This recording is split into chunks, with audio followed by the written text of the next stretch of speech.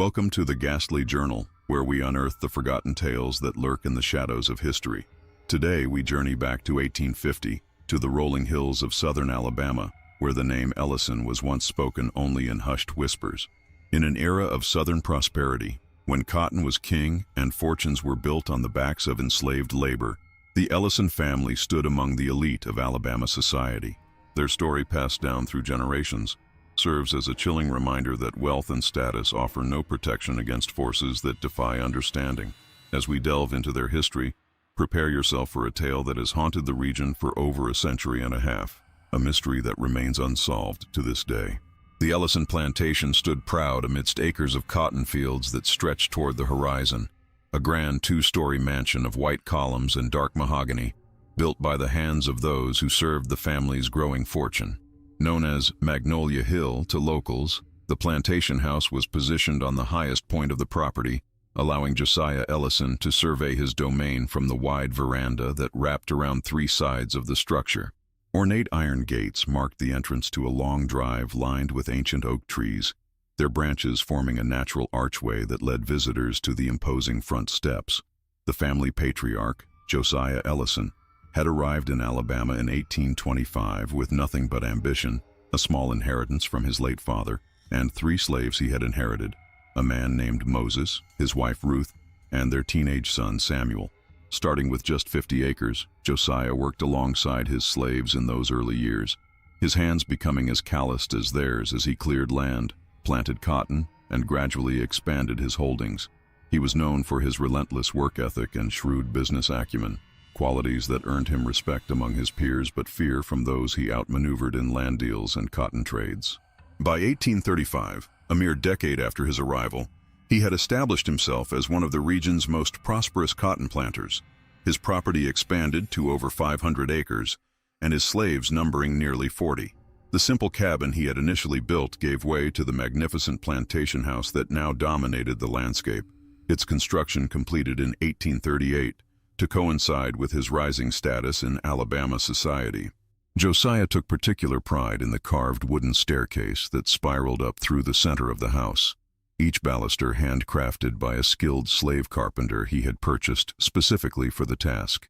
Josiah married Elizabeth Montgomery, the daughter of a neighboring plantation owner, in 1830.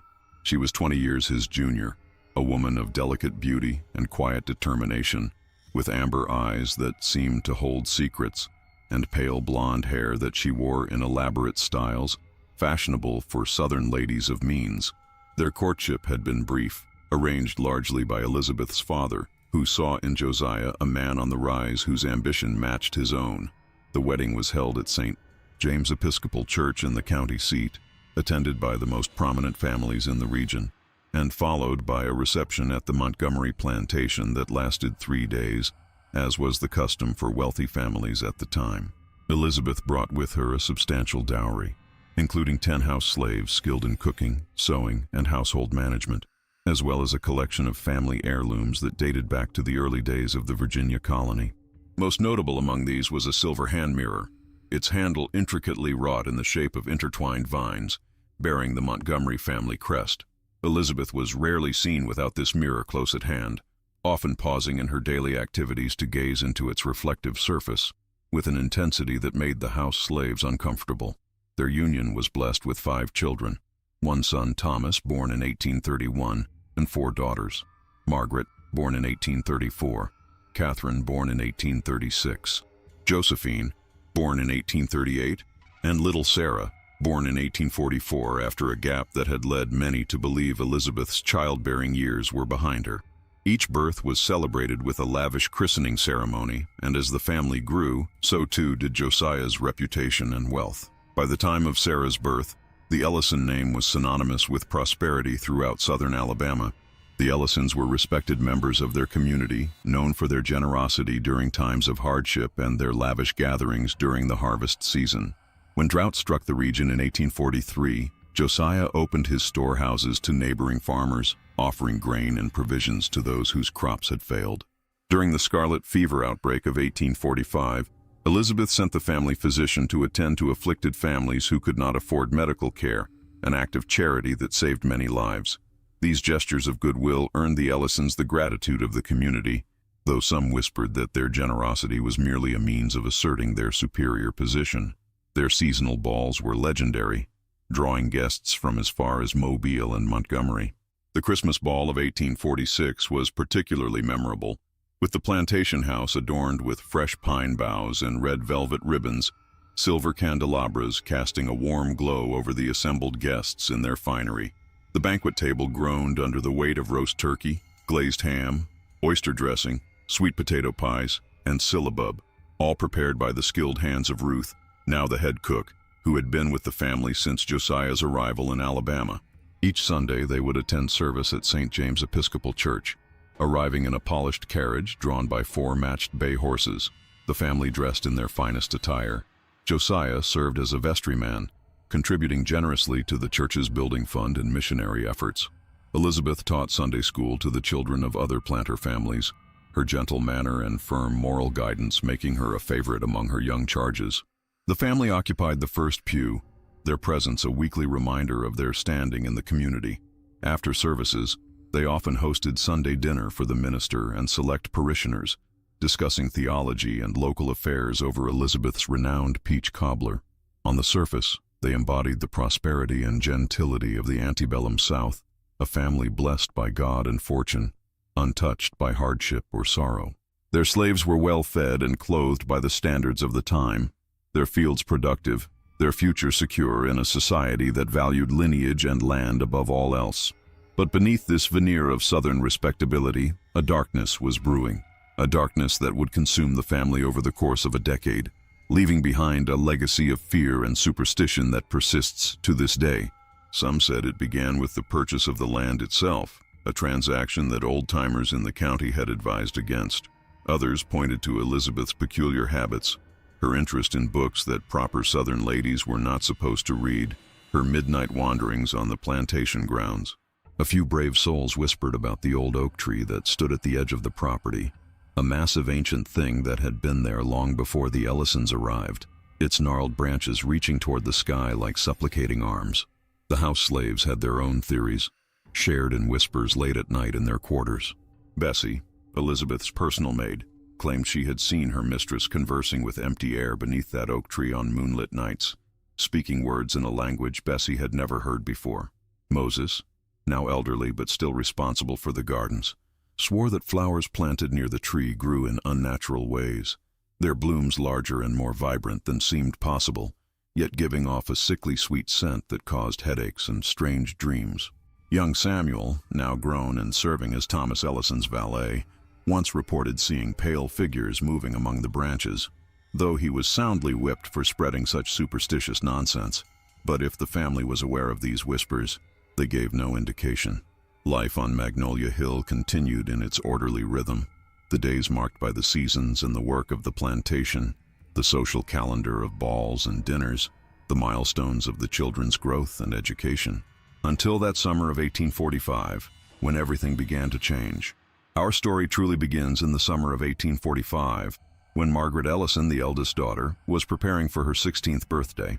In antebellum Southern society, a young lady's 16th year marked her transition from childhood to womanhood, the time when she would be formally presented to society and begin the process of finding a suitable husband. For the daughter of a wealthy planter like Josiah Ellison, this was a milestone of tremendous importance, one that would be celebrated with a lavish coming-out ball and the commissioning of a portrait to commemorate the occasion. Margaret was a spirited young woman with chestnut hair that fell in natural waves to her waist, and her father's determined gray eyes. Unlike many girls of her station, who were content with needlework and pianoforte, Margaret had a voracious intellect that sometimes concerned her mother. She devoured books from her father's library, histories, philosophical treatises, even medical texts that were considered highly improper for young ladies. She excelled in her studies, particularly in literature and French, subjects she learned from her governess, Miss Abigail Porter, a spinster from Boston who had come south seeking employment after her family's shipping business failed. Miss Porter recognized Margaret's unusual intelligence and encouraged it, sometimes to Elizabeth's dismay. "She will never find a husband if she insists on discussing Voltaire at the dinner table," Elizabeth complained to Josiah after one particularly awkward evening with the neighboring Beaumont family, whose son James was considered a prime matrimonial prospect. Josiah, however, took pride in his daughter's sharp mind. "She'll marry when and whom she chooses," he replied. "I'd rather have a daughter with thoughts in her head than one who can only simper and pour tea." In the weeks leading up to her birthday, Margaret had been unusually withdrawn, spending long hours alone in her bedroom or walking in the gardens, particularly near the old oak tree. The change in her demeanor was noted by many in the household, from her siblings to the house slaves who attended to the family's needs. Thomas, home from his studies at the University of Alabama, expressed concern to their father that Margaret seemed somehow diminished, as if a part of her were already gone. According to the journal of Miss Porter, which was discovered decades later in the attic of a distant relative, Margaret had confided in her governess about the cause of her distress. The leather-bound volume, its pages yellowed with age but the ink still legible, contained detailed accounts of conversations between teacher and pupil during those fateful weeks. "Margaret confided in me today about her dreams," Miss Porter wrote on June 12, 1845. "She speaks of a woman with hollow eyes who calls her by name. The figure appears to her nightly, always standing beneath the old oak tree at the eastern boundary of the property. Margaret describes her as wearing a white dress of a fashion from another era, her hair loose about her shoulders in a manner no respectable woman would wear in public. The woman never speaks, yet Margaret insists she can hear her voice in her mind, calling her daughter and promising to bring her home. I assured her it was merely the result of reading too many Gothic novels before bedtime, but there is a haunted quality to her gaze that troubles me deeply." A week later, on June 19th, Miss Porter made another entry. "Margaret's dreams have worsened. She now speaks of multiple women, all in white, all with the same hollow-eyed gaze. They sing to her," she says, "a melody without words that stays with her upon waking. She hummed it for me today, a strange atonal sequence that made the hairs on my arms stand on end. I suggested that perhaps she should speak with her mother about these dreams, but Margaret became agitated at the suggestion. 'Mother already knows,' she said in a voice so cold it scarcely sounded like her own. 'She's always known they would come for me.'" Miss Porter apparently took her concerns to Josiah, who dismissed them as the overwrought imagination of a girl approaching womanhood. Mr. Ellison suggested that perhaps Margaret needs more fresh air and exercise, less time with her books. She wrote on June 25th, "He has instructed me to focus our lessons on practical matters such as household management rather than literature or philosophy." When I attempted to explain the disturbing nature of Margaret's dreams, he cut me off, saying, "Miss Porter, I implore you to educate my daughter, not to interpret her nightmares. I fear there is more happening in this house than anyone is willing to acknowledge." On the morning of Margaret's birthday, July 15, 1845, the household was abuzz with preparations for the celebration to be held that evening. Dawn broke clear and warm, promising a perfect summer day. The Ellison plantation was a flurry of activity as slaves moved about the house and grounds, carrying out Elizabeth's detailed instructions for what was to be the social event of the season. In the kitchen, Ruth supervised the preparation of Margaret's favorite dishes: roast duck with orange glaze, sweet potato souffle, fresh corn pudding, and a 3-tiered cake adorned with crystallized violets that had taken the assistant cook, a young woman named Lucinda, 2 days to perfect. In the ballroom, crystal chandeliers were being cleaned and fitted with fresh beeswax candles, their light to be supplemented by silver candelabras positioned strategically around the perimeter of the room. Garlands of fresh flowers, magnolias, roses, and jasmine from the gardens were draped along the staircase and wound around the columns of the front portico.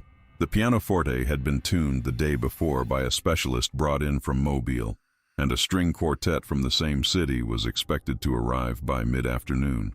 Thomas had risen early to oversee the erection of a dance pavilion on the lawn, where younger guests could enjoy the evening air while their elders socialized inside. Josephine and Catherine, excited to wear their new dresses of pale pink and lavender silk respectively, practiced their dancing in the morning room under the watchful eye of their mother, who corrected their posture and the placement of their hands with gentle but firm instruction. Slaves moved about the house, arranging flowers and preparing the feast under Elizabeth's watchful eye. Despite the celebration to come, she seemed distracted, her gaze often drifting toward the window that offered a view of the old oak tree in the distance. Twice she was heard muttering to herself, though when addressed directly, she would compose her features into a serene smile and continue with her instructions as if nothing were amiss. Josiah had commissioned a portrait of his daughter as a gift, and the painter, a Frenchman named Henri Beaumont, who had recently established a studio in Mobile, was expected to arrive the following week. Josiah spent the morning in his study, reviewing the final guest list with his overseer and ensuring that sufficient accommodations had been prepared for those traveling from a distance who would stay overnight. 57 guests had confirmed their attendance, including the governor's secretary and his wife, a connection that Josiah hoped might lead to political appointments in the future. Margaret herself had spent the early hours of the morning in her room, seated at her writing desk, composing letters to friends from her finishing school days who had been unable to travel for the celebration. She wore a simple morning dress of pale blue muslin, her hair braided and pinned up in preparation for the more elaborate styling that would happen later. According to her lady's maid, a young slave named Delia, Margaret had seemed calm but distant, responding to questions with one-word answers and staring for long periods at her own reflection in the mirror.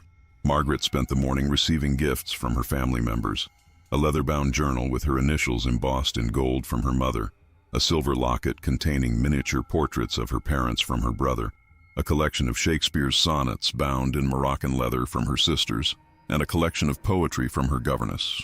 Each gift was received with polite thanks, though those closest to her noted that the spark of pleasure that would normally light her eyes upon receiving such treasures was noticeably absent. At midday, as the July sun reached its zenith and the heat pressed down upon the plantation like a physical weight, Margaret asked permission to walk in the gardens, wanting a moment of solitude before the guests arrived. The request was unusual. Proper young ladies rarely sought to be alone, particularly on such an important day. But Elizabeth, distracted by a minor crisis involving the placement of dinner plates, agreed without much thought. She did, however, instruct one of the house slaves, a woman named Bessie, who had been with the family for many years and served as Elizabeth's personal maid, to keep watch from a distance. "The sun is fierce today," Elizabeth cautioned. "Make sure she doesn't stay out long enough to spoil her complexion." Bessie, a tall, dignified woman in her 50s with graying hair hidden beneath a white head wrap, nodded her understanding and followed Margaret at a discreet distance as the girl made her way through the formal gardens at the rear of the house. The gardens were laid out in a geometric pattern typical of the period, with gravel paths separating beds of roses, foxgloves, and hydrangeas. At the center stood a small marble fountain featuring a cherub pouring water from an urn, the splash of water on stone offering the only sound besides the occasional buzz of insects and the distant calls of slaves working in the fields beyond. According to Bessie's testimony, recorded during the subsequent investigation, Margaret walked among the blooms with a purposeful stride, unusual for a young lady of her station, who would typically stroll at a more leisurely pace. She paused briefly at the fountain, trailing her fingers through the water before continuing toward the eastern edge of the garden, where the cultivated landscape gave way to more natural surroundings. Beyond the last row of rose bushes lay a meadow of wildflowers, and beyond that, the dense woodland that marked the boundary of the Ellison property. The old oak tree stood at the edge of this wood, visible from the garden as a dark silhouette against the bright midday sky. Bessie watched as Margaret's pale blue dress moved among the vibrant colors of the garden, a cool contrast to the fiery reds and yellows of the summer blooms. The girl seemed to be wandering aimlessly, but Bessie, who had raised 5 children of her own before they were sold to other plantations, recognized the deliberate nature of Margaret's movements. The girl was heading toward the oak tree, though by such a circuitous route that it might not be obvious to a less observant eye. Concerned by this, Bessie moved closer, abandoning her position near the kitchen garden to follow Margaret into the wilder area beyond the formal beds. The tall grass of the meadow brushed against her skirts as she walked, and she noted with disapproval that the hem of Margaret's fine dress would be soiled by the time she returned to the house. She was about to call out, to remind the girl of the time and the need to prepare for her guests, when a disturbance caught her attention. A chicken, one of the prized dominiques that provided eggs for the plantation kitchen, had somehow escaped its enclosure and was pecking at the ground near the garden shed. Knowing the cook's reliance on these birds and the trouble that would ensue if it wandered off, Bessie turned away briefly to chase it back toward the barnyard. The task took only moments. The bird was cooperative, scuttling ahead of her outstretched hands back toward its proper place. But when Bessie turned back, her heart stuttered in her chest. The meadow was empty. Margaret Ellison, in her distinctive pale blue dress, was nowhere to be seen. Bessie called out, her voice carrying across the open space, but received no answer. She hurried forward, her eyes scanning the tall grass, thinking perhaps the girl had sat down to rest or to pick wildflowers. The meadow was not large, perhaps 50 yards across before it met the woodland, and a person standing should have been clearly visible. Yet Margaret had vanished as completely as if she had never been there at all. At first, no one was alarmed. When Bessie returned to the house, breathless and wide-eyed, reporting that she had lost sight of Margaret, Elizabeth merely sighed with the exasperation of a mother whose plans were being disrupted by a willful child. "She's probably gone to the spring house to cool herself," she said, adjusting a flower arrangement on the dining table. "Or perhaps to the stables. She's always had a fondness for that new mare." She dispatched a kitchen boy to check these locations, expecting the matter to be resolved quickly. As the hour grew later and the first carriages began to appear on the long drive leading to the house, concern began to mount. Thomas and 2 house slaves had searched the immediate grounds, the spring house, the stables, the smokehouse, and even the slave quarters, though it was unthinkable that Margaret would have gone there unchaperoned. They found no trace of her, nor had anyone seen her since she had entered the garden with Bessie following at a distance. Josiah, initially irritated by what he perceived as a childish prank on an important day, now paced the veranda, his expression darkening with each report of another location searched without success. "She must be found before the guests arrive," he insisted, his voice tight with suppressed anger. "I will not have the Beaumonts and the Calhouns greeted with a household in disarray, because my daughter has chosen this day for some foolish game." But as the first guests began to arrive and there was still no sign of the birthday girl, concern grew into panic. Elizabeth, maintaining a brittle composure as she greeted early arrivals, dispatched them to various parts of the house with vague explanations about Margaret resting before the festivities. Meanwhile, Josiah gathered the male servants and slaves, organizing them into search parties to comb the wider plantation grounds. The search began in earnest as the sun began its descent toward the western horizon, casting long shadows across the manicured lawns and cultivated fields of Magnolia Hill. The house and gardens were systematically examined, every room, closet, and outbuilding inspected multiple times.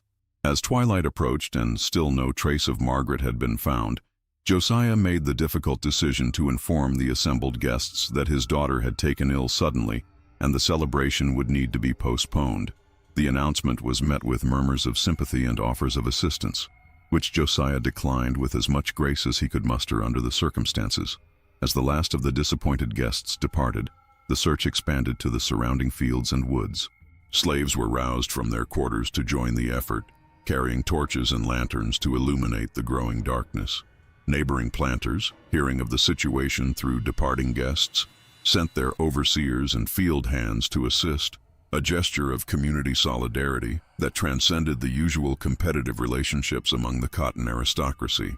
Lanterns flickered across the plantation through the night, their light catching on the dark leaves of magnolia trees and the rippling surface of the creek that ran along the western boundary of the property.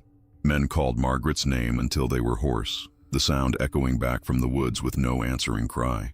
Dogs were brought in, bloodhounds owned by the Crawford plantation 5 miles east, but they showed confusion rather than purpose, circling the area where Margaret had last been seen, but unable to establish a trail leading away. By midnight, with no sign of the missing girl and exhaustion setting in among the searchers, some began to whisper of darker possibilities. Could Margaret have been taken by runaway slaves? There had been rumors of a band hiding in the swamps 20 miles south, occasionally raiding isolated farms for supplies.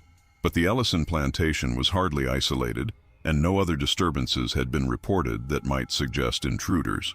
Others speculated about a secret beau, a clandestine meeting arranged for her birthday that had gone awry. But Margaret had shown no interest in the young men of the county, and her movements had been closely supervised, as was proper for a girl of her age and station. The idea that she might have planned an elopement was considered and dismissed. She had taken nothing with her, not even a shawl against the evening chill. As dawn approached on July 16th, a discovery was made that only deepened the mystery.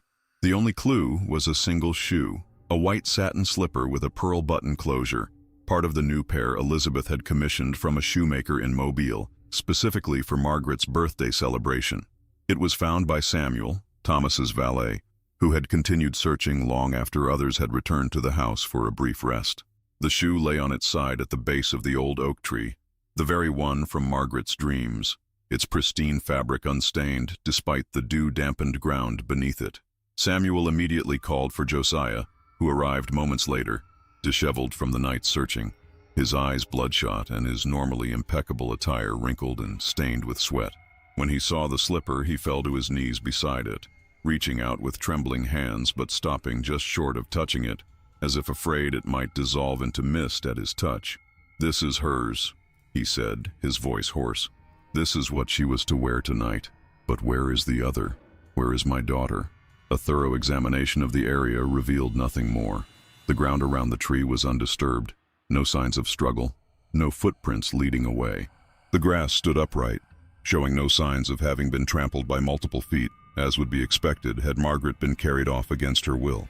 The bark of the oak tree bore no marks of climbing, no scrapes or broken branches that might suggest she had somehow ascended into its massive canopy.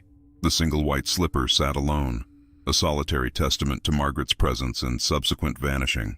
Most disturbing to those gathered was the condition of the shoe itself. It was completely dry despite the heavy dew that had fallen overnight, soaking the grass and leaving every other object in the vicinity slick with moisture. When Josiah finally picked it up, handling it as reverently as a holy relic, he noted that it was warm to the touch, as if it had just been removed from a living foot, though it had clearly been there for hours. "This isn't natural," whispered one of the slave women, only to be silenced by a sharp look from the overseer. But her words gave voice to what many were thinking. There was something uncanny about the lone slipper, something that suggested forces beyond their understanding. In the days that followed, Josiah Ellison spared no expense in the search for his eldest daughter. He hired private investigators from Mobile and Montgomery, offering substantial rewards for information leading to Margaret's whereabouts. Notices were placed in newspapers throughout Alabama and neighboring states, describing the missing girl and the circumstances of her disappearance. Strangers arriving in the county were viewed with suspicion and questioned closely by local authorities at Josiah's insistence. As July turned to August with no sign of Margaret, Josiah's methods grew increasingly desperate. He consulted with a Cherokee tracker who had a reputation for finding those who did not wish to be found, paying the man an exorbitant sum to examine the area around the oak tree. The tracker spent a day in silent contemplation of the site, but at sunset, he returned the gold coins Josiah had given him, saying simply, "This is not a matter for my skills. Your daughter walks paths I cannot follow." By September, with hope fading and conventional methods exhausted, Josiah turned to less orthodox approaches. Despite his position as a church vestryman and his previous disdain for what he termed heathen superstitions, he now sought out those who claimed connections to the unseen world. A conjure woman from the swamps, known only as Mother Surreal, was brought to the plantation under cover of darkness. She performed rituals involving herbs and bones, muttering incantations in a mixture of French and African dialects, but could offer no concrete information about Margaret's fate, only cryptic warnings about women who wait beyond the veil. In October, at Elizabeth's insistence, Josiah consulted a spiritualist from New Orleans, a Creole woman known only as Madame Laveau, reputed to have the power to communicate with the dead. The séance, conducted in the formal parlor of Magnolia Hill, with only the immediate family present, ended abruptly when the medium began to speak in a voice not her own, a high, childlike tone that Elizabeth identified with a gasp as Margaret's. "The women in white have welcomed me home," the voice said through Madame Laveau's lips. "Do not seek what is freely given." Then the medium collapsed, and upon reviving, claimed to have no memory of what had transpired. The local newspaper, the Southern Sentinel, carried weekly updates on the search, but as summer turned to autumn, hope began to fade. The articles grew shorter, relegated to inside pages rather than the front-page coverage of the early weeks. By Christmas, mentions of the Ellison case had dwindled to occasional paragraphs, noting the lack of progress, often accompanied by reminders of the standing reward for information. Elizabeth Ellison took to her bed, consumed by grief. Thomas, at 17, shouldered the responsibility of managing the plantation, while his father devoted himself to finding Margaret. The younger daughters were kept under constant supervision, never allowed to wander alone, even within the house. The oak tree, once a distinctive landmark on the property, became an object of fear, Slaves refused to work near it, crossing themselves or making other protective gestures when forced to pass it. Josiah considered having it cut down, but couldn't bring himself to give the order, haunted by the irrational fear that doing so might somehow sever his last connection to his missing daughter. Miss Porter's journal entries from this period reveal the atmosphere of dread that had settled over the Ellison household. There is a terrible silence in the house now. Where once there was music and laughter, now there are only whispers and furtive glances. Mrs. Ellison wakes screaming in the night, claiming to have seen Margaret standing at the foot of her bed, her clothes soaked as if she had been caught in a downpour. The other children are afraid, though they try to hide it. Little Catherine asked me yesterday if she too would disappear when she turned 16. I did not know how to answer her. Life on the plantation eventually settled into a new rhythm, one punctuated by Josiah's increasingly desperate attempts to find his daughter. He traveled as far as New York and Boston, following rumors and supposed sightings, always returning empty-handed and a little more hollow-eyed. The once ambitious planter now moved like a man 20 years older, his shoulders stooped, his eyes constantly searching the horizon as if expecting Margaret to materialize in the distance. By the summer of 1847, the search had been all but abandoned. The Ellisons held a memorial service for Margaret, though Elizabeth insisted that a place still be set for her at the dinner table each night. She might come home hungry, she would say, her voice distant, her eyes fixed on some unseen horizon. And then, as July approached once more, the household was forced to confront a terrible reality. Catherine Ellison's 16th birthday was drawing near. Catherine had always been the practical one, less dreamy than Margaret, more interested in the running of the household than in books or music. She had her mother's blonde hair, but her father's steady gaze, and a no-nonsense approach to life that had become more pronounced since her sister's disappearance. In the 2 years since Margaret had vanished, Catherine had matured quickly, helping her mother manage the domestic affairs of the plantation and caring for her younger siblings. She had taken over many of the duties that would normally have fallen to Elizabeth, who remained fragile and often confined to her bed with mysterious ailments that the family physician could neither diagnose nor treat. As her birthday approached, Catherine showed no signs of the dreams that had troubled Margaret. She maintained a brisk efficiency in her daily tasks, supervising the house slaves with a competence that belied her young age. When Miss Porter tentatively inquired about her sleep, Catherine replied simply, "I sleep soundly, thank you. I have no time for nightmares. I don't put stock in coincidences or curses," she told Miss Porter, according to the governess's journal. "Margaret's disappearance was a tragedy, but it won't happen to me. Father has hired extra men to watch the property, and I have no intention of wandering off alone." Josiah Ellison had indeed taken precautions. Armed men patrolled the boundaries of the plantation day and night. The old oak tree had been cut down and its wood burned, despite the protests of some of the older slaves who warned that disturbing the tree would only bring more misfortune. Catherine was never left alone. A companion slept in her room at night, and she was accompanied everywhere during the day. On the morning of Catherine's birthday, October 3rd, 1847, the atmosphere in the house was tense. Elizabeth had not left her bed in days, overwhelmed by memories of Margaret's disappearance. Josiah moved about the house like a man in a trance, checking and rechecking that the guards were at their posts. Catherine herself remained composed, though Miss Porter noted a certain resignation in her manner, as if she were preparing herself for an inevitability she dared not name. The day passed without incident. Catherine received her gifts, shared a small cake with her family, and retired early, exhausted by the constant scrutiny and the weight of unspoken fears. It was just before dawn when the screams began. The companion who shared Catherine's room, a cousin named Harriet who had come to stay with the family after Margaret's disappearance, awoke to find Catherine's bed empty. She immediately raised the alarm, and within minutes, the household was in chaos. Catherine's nightgown was found laid out neatly on her bed, as if she had simply stepped out of it. The window was closed and latched from the inside. The door had been locked, the key still in the keyhole on the inside of the room, and yet Catherine Ellison was gone. The search was immediate and frantic.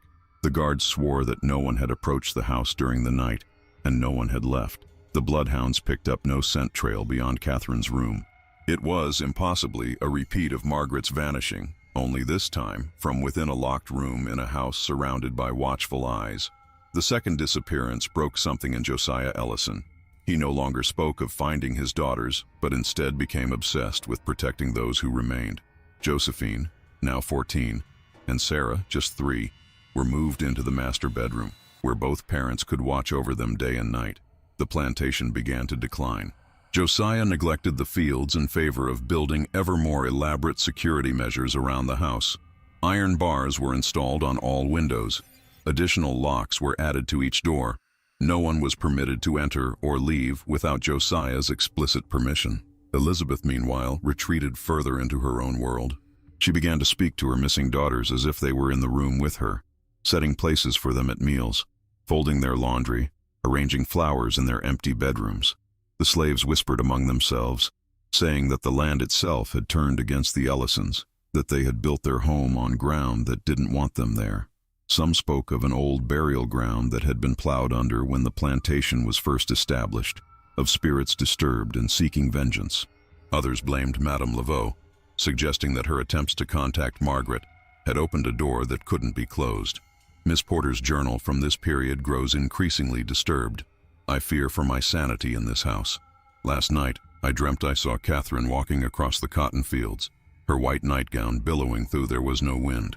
When she turned to look at me, her face was that of an old woman, her eyes dark pits in a withered face. Behind her walked Margaret, and behind Margaret a procession of women I did not recognize, all in white, all with the same hollow-eyed gaze. They were singing something, a melody I could not quite grasp, but which filled me with such dread that I woke screaming. Mrs. Ellison merely looked at me and said, "You've seen them too, then. God help us all." By 1849, the once prosperous Ellison plantation was in shambles. Many of the slaves had been sold to pay debts, as the cotton crop had failed 2 years in a row. The remaining house servants whispered that the land was cursed, that nothing would grow until the Ellisons were gone. And still, inexorably, time moved forward, bringing Josephine's 16th birthday ever closer. Josephine had been 12 when Margaret disappeared, 14 when Catherine followed.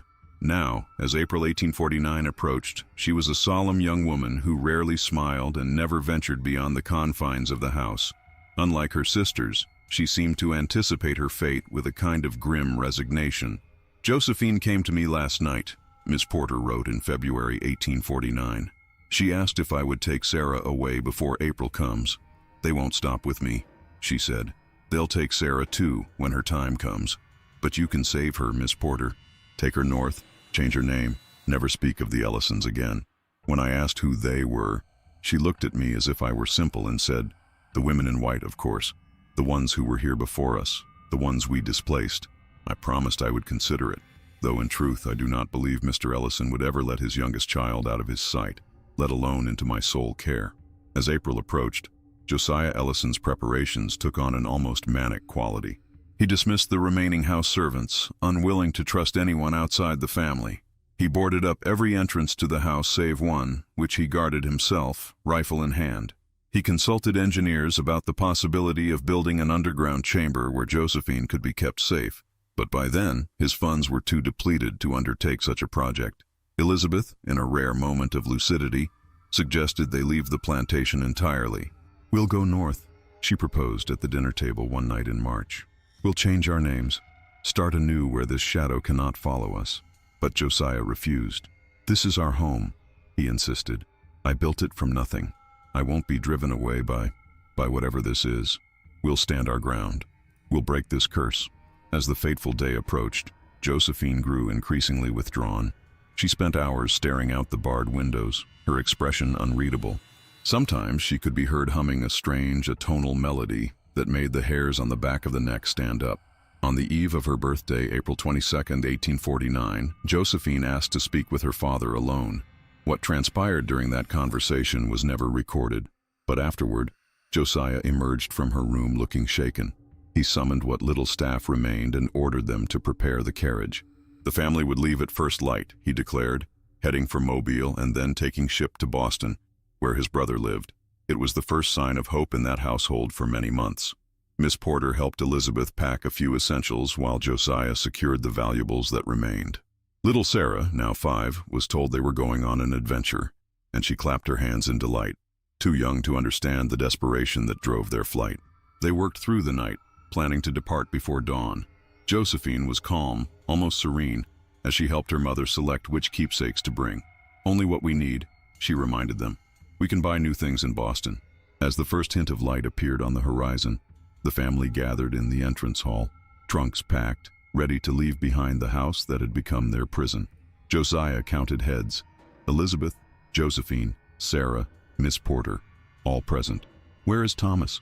he asked, suddenly realizing his son was missing. Thomas, now 21, had been tasked with readying the horses. He should have returned by now. Josiah opened the front door, the only one not boarded up, and stepped onto the porch, calling his son's name. There was no answer. The carriage stood ready, but there was no sign of Thomas or the horses that should have been hitched to it. "Stay here," Josiah told the women. "Bar the door behind me. I'll find him." As Josiah disappeared into the pre-dawn gloom, Miss Porter secured the door as instructed. The four females huddled in the entrance hall, listening to the silence that seemed to press in on them from all sides. "He's coming for me," Josephine whispered, her voice eerily calm. "I can hear him calling." Elizabeth clutched Sarah to her chest, murmuring prayers under her breath. Miss Porter tried to reassure them, suggesting that Thomas had simply had trouble with one of the horses, that Josiah would return shortly and they would be on their way. But as the minutes stretched into an hour, and the hour into two, their fear grew. Outside, the sun had risen, casting long shadows through the cracks in the boarded windows. It was Sarah who first noticed the humming, a low, melodic sound, coming from everywhere and nowhere at once. Josephine lifted her head, listening intently, then smiled, a terrible, knowing smile that transformed her young face into something ancient and other. "They're here," she said simply, and then, before anyone could stop her, she walked to the front door, lifted the bar, and stepped outside. Miss Porter lunged after her, catching her by the wrist, but Josephine turned to her with such a look of peace and certainty that the governess's grip faltered. "It's all right," Josephine said. "This is how it must be. Look after Sarah. Remember your promise." And with that, she pulled free and walked down the porch steps, her white dress bright in the morning sun. Elizabeth screamed, rushing to the doorway, but something stopped her at the threshold, an invisible barrier that she beat against with her fists, wailing her daughter's name.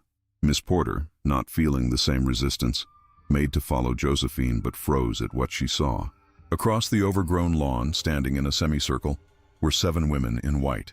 Their faces were indistinct, their forms wavering like heat shimmer on a summer day. Among them, Miss Porter would later swear, were Margaret and Catherine, their expressions serene, their hands extended toward their sister. Josephine walked toward them without hesitation. As she reached them, the women parted, revealing the old oak stump, which now impossibly sprouted new growth, a slender sapling rising from the charred wood. Josephine knelt before it, placing her hands on the fresh green shoots, and then, between one heartbeat and the next, all 8 women were gone.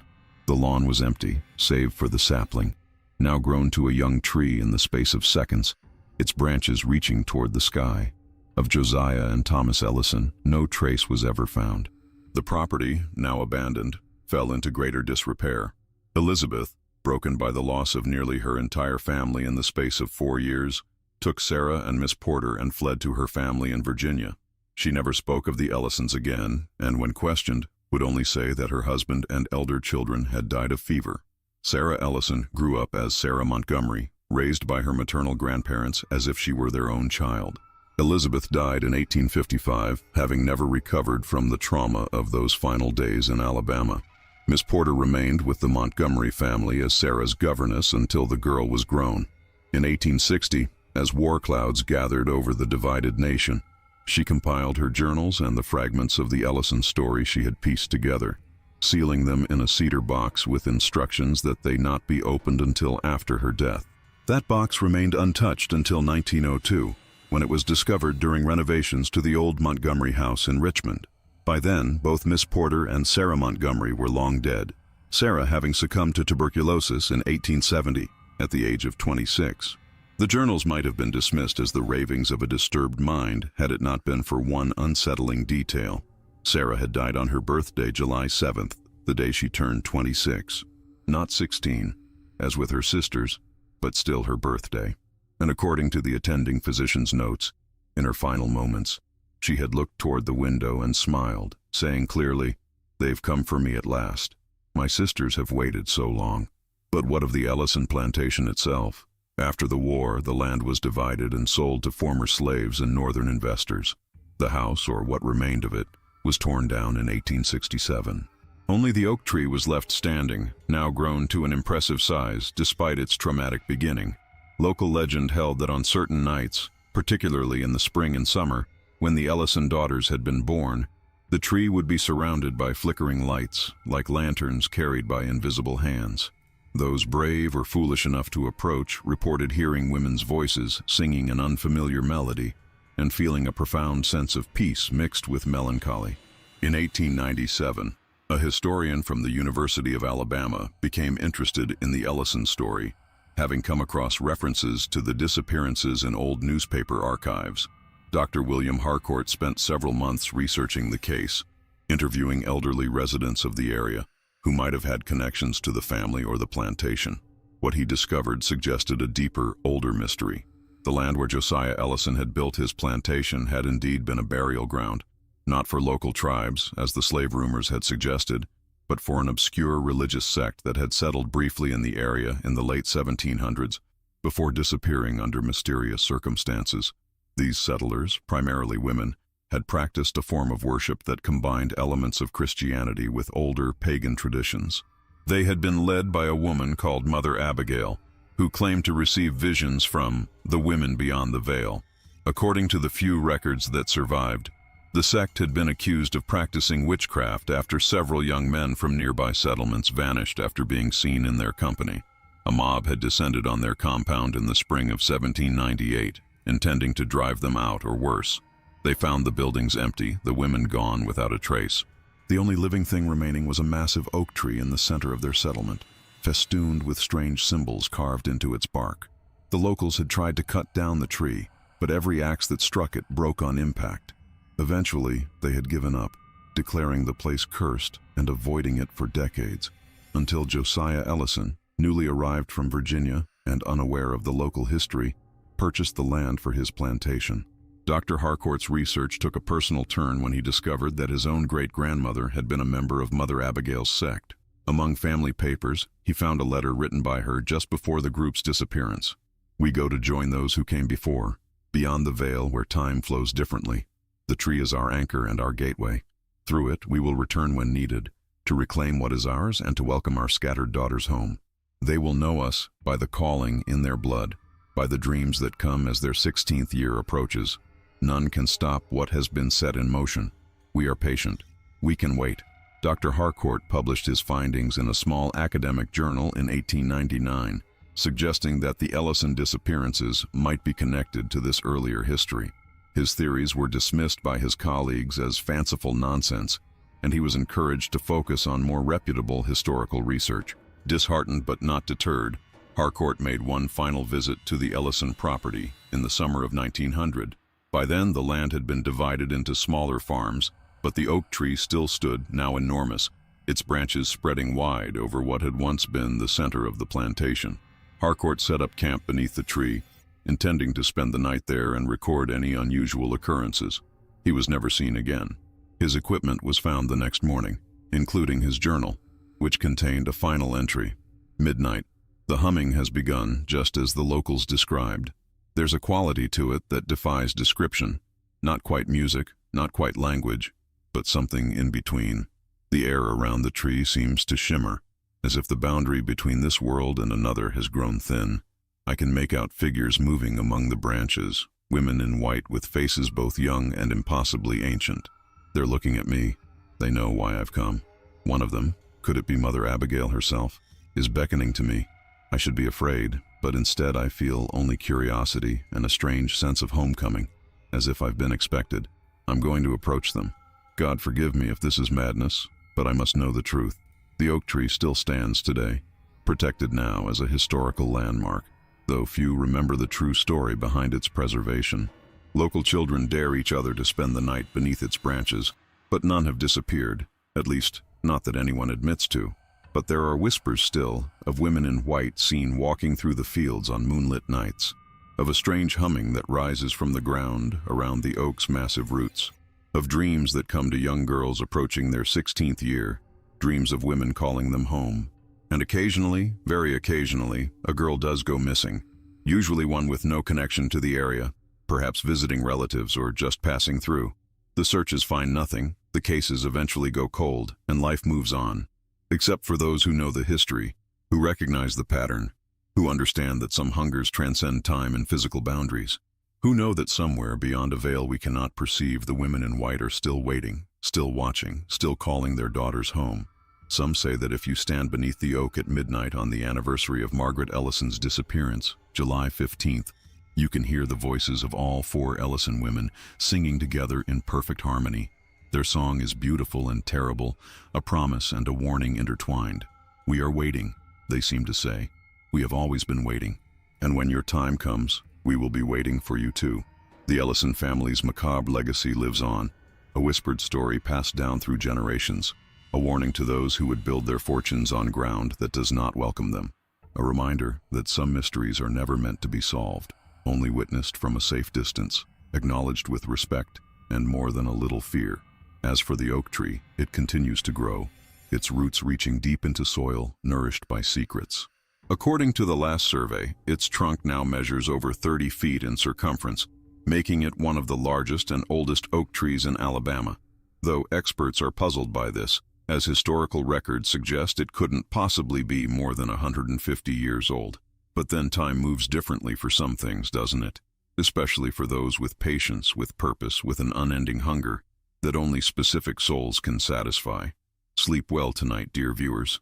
And if you hear humming in your dreams, if you glimpse women in white beckoning from the shadows, perhaps it's best not to follow. Some invitations, once accepted, can never be rescinded. This has been The Ghastly Journal. Until next time, remember, the past is never truly gone. It merely waits for its moment to return.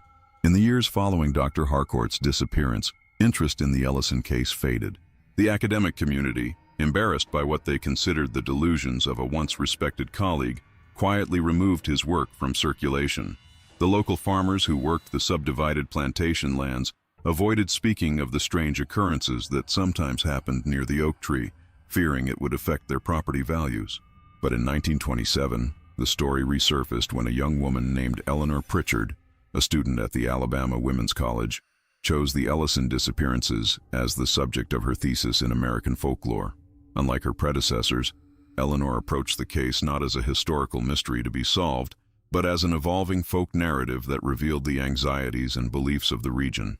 Eleanor's research took her beyond the dry newspaper accounts and property records. She sought out the descendants of those who had known the Ellisons, collecting oral histories that had never been written down.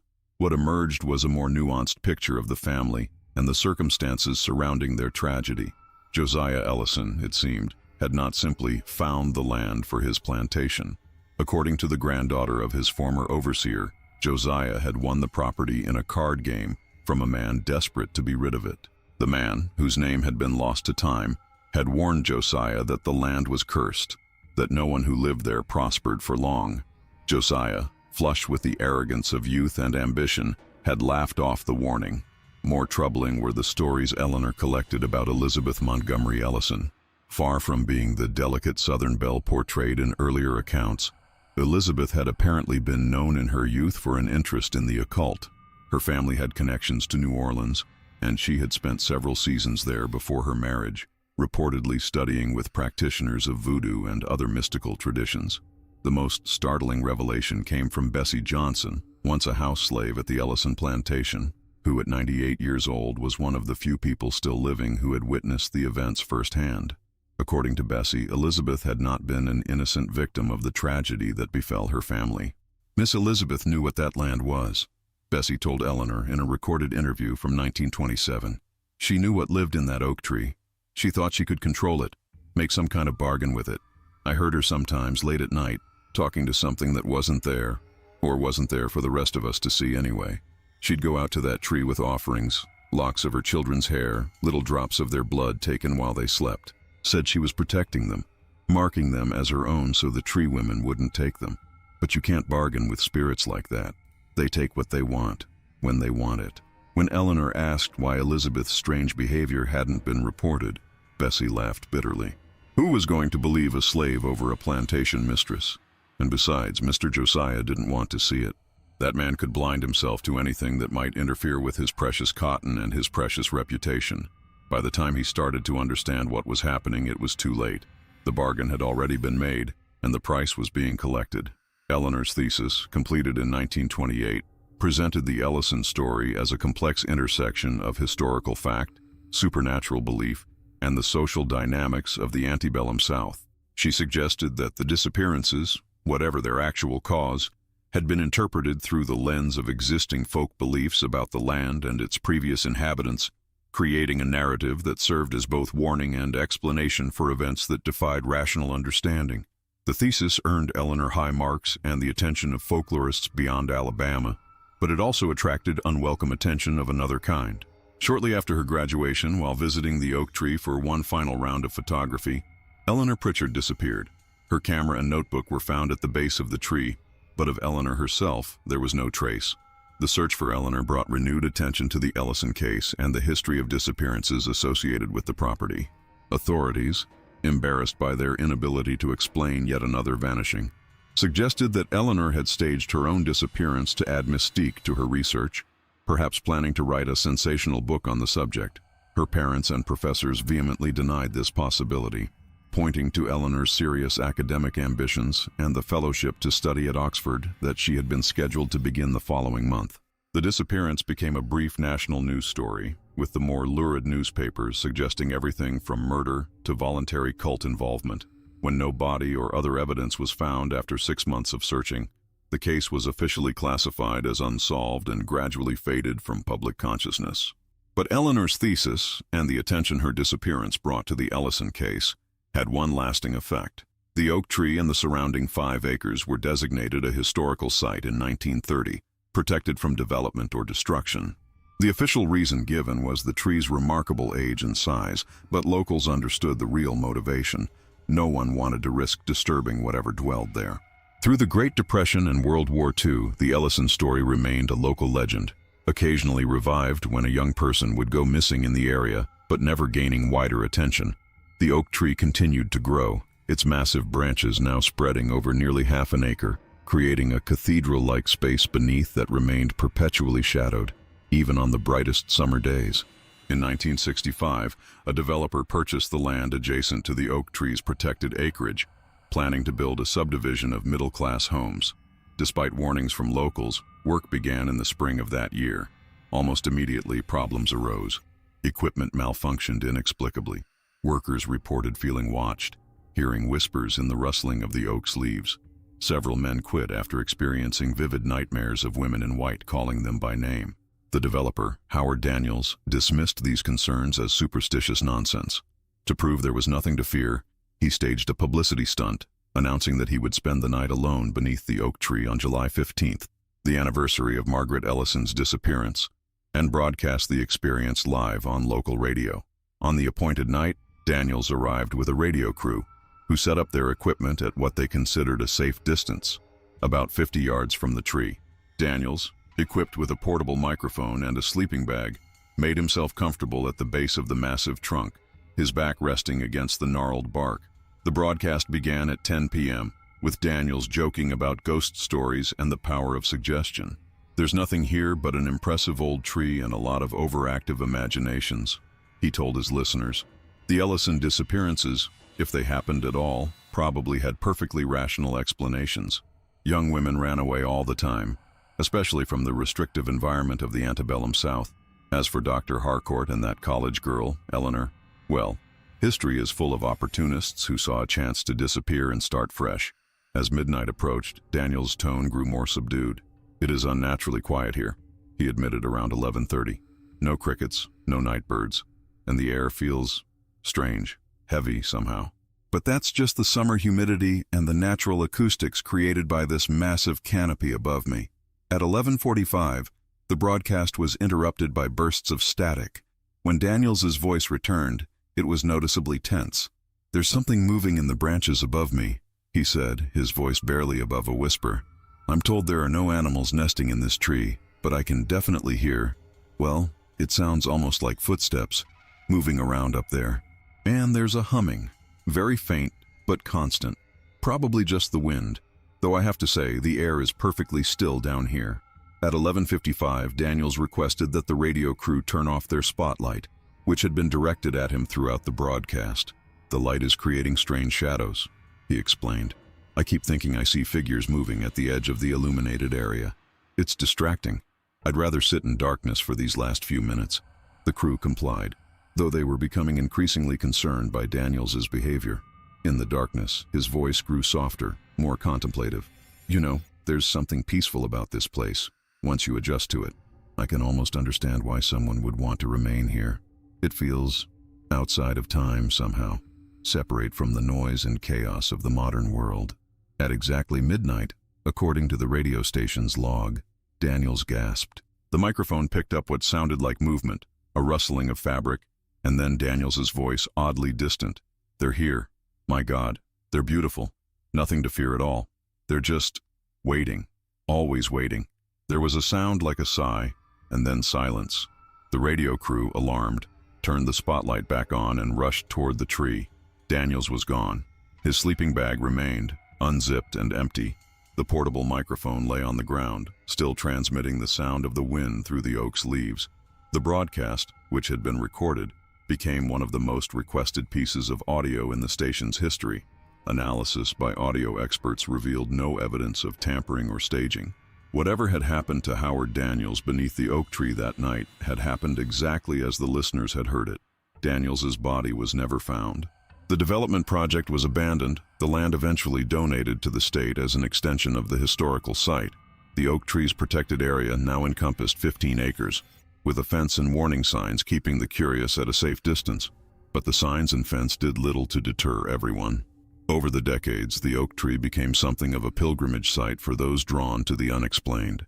Paranormal investigators, thrill-seeking teenagers, grieving families hoping for some connection to lost loved ones, all came to stand beneath those spreading branches, to listen for the humming, to watch for women in white.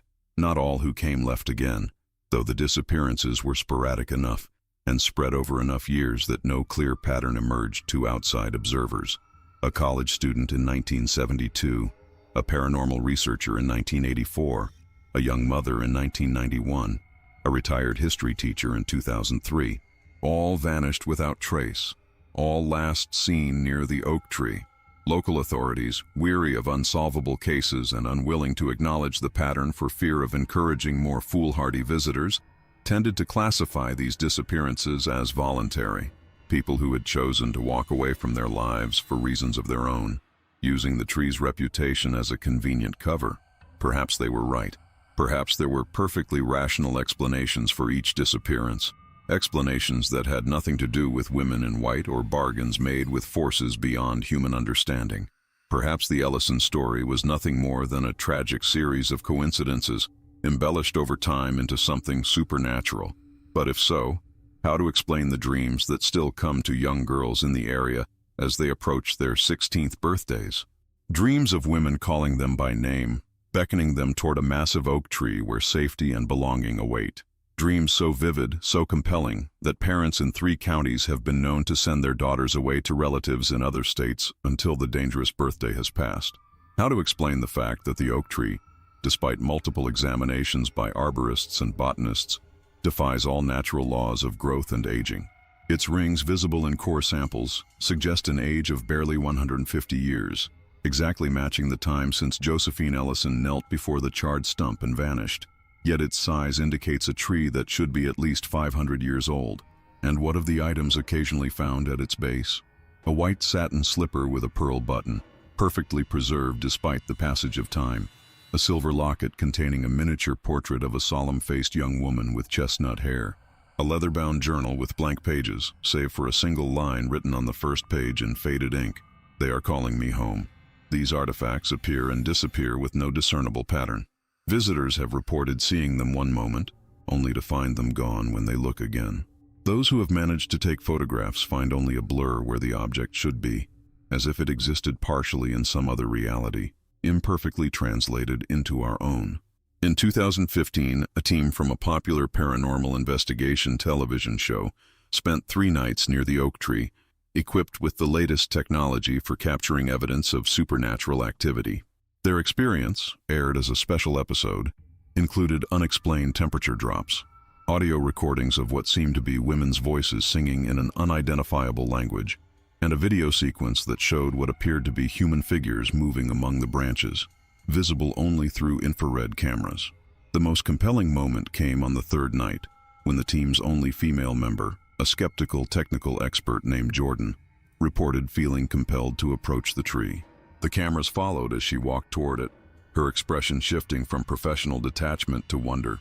"They're talking to me," she whispered, her hand reaching out toward the trunk. "They're saying I belong with them, that I always have." Her colleagues, alarmed, physically restrained her from touching the tree. Jordan later had no memory of the incident, though she resigned from the show shortly afterward, citing personal reasons. Her social media accounts went silent a few months later, and attempts by fans to locate her have been unsuccessful. The show's producers, when questioned about Jordan's current whereabouts, claimed to have lost touch with her after her resignation. Her family, when approached by reporters, refused to discuss her or the events at the oak tree, saying only that Jordan found her path and wishes to be left in peace. And so the Ellison mystery endures, neither fully debunked nor conclusively proven, a shadow story that lingers at the edges of rational explanation. The oak tree still stands, still grows, still whispers to those with ears to hear. The women in white still walk its branches on moonlit nights, still hum their strange melody, still wait with inhuman patience for their next daughter to come home. For some secrets belong not to history, but to something older, something that existed before human memory, and will continue long after we are gone.